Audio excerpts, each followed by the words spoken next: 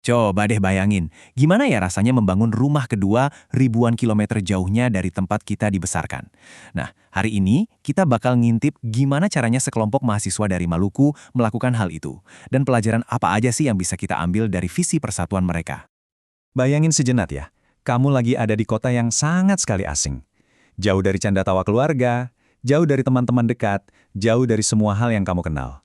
Nah, perasaan rindu dan sedikit hilang arah inilah yang jadi awal dari cerita yang bakal kita bedah bareng-bareng. Yap, kisah ini tuh soal para perantau. Mereka-mereka yang berani ninggalin kampung halaman, bawa mimpi sama harapan buat masa depan yang lebih baik lewat pendidikan.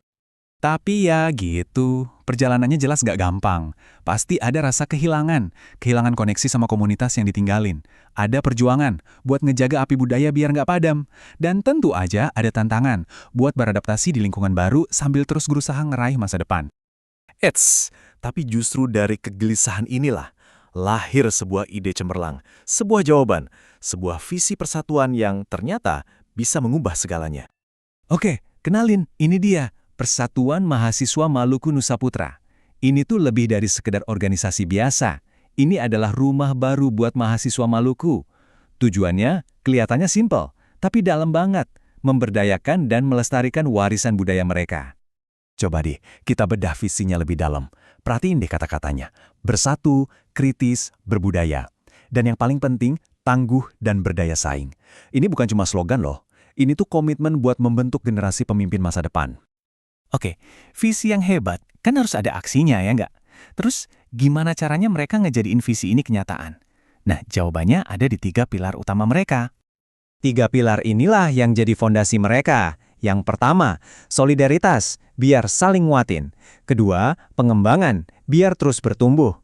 Dan yang ketiga, budaya, sebagai jiwa yang nyatuin mereka semua. Oke, pilar pertama ini soal hati. Lewat kegiatan sosial, program edukatif, dan momen-momen kekeluargaan, mereka ngebangun ikatan yang kuat banget.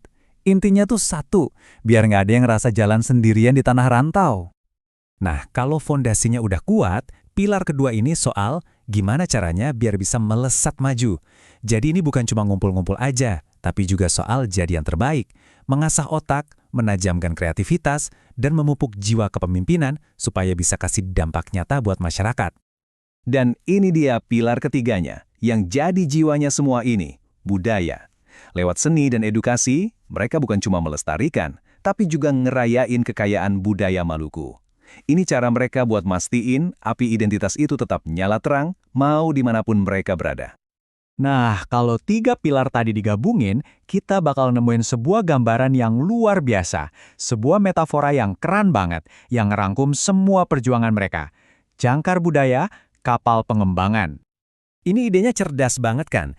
Jangkar budaya fungsinya buat ngejaga mereka biar tetap napak di bumi, biar tetap nyambung sama akar dan identitas Maluku yang kaya.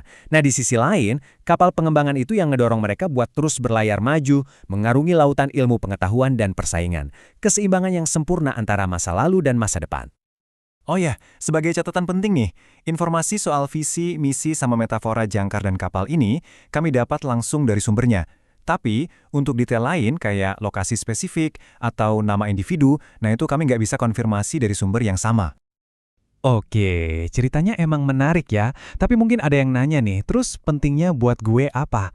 Apa sih relevansinya buat kita semua di luar komunitas mereka? Jawabannya, ini tuh lebih dari sekedar cerita satu organisasi. Ini kayak semacam pola, sebuah inspirasi. Sebuah cetak biru tentang gimana caranya kita bisa ngebangun komunitas yang solid, ngejaga identitas kita tetap hidup, sambil terus ngejar impian di dunia yang geraknya cepet banget. Nah, sebagai penutup, saya mau lempar satu pertanyaan buat kita renungin bareng-bareng.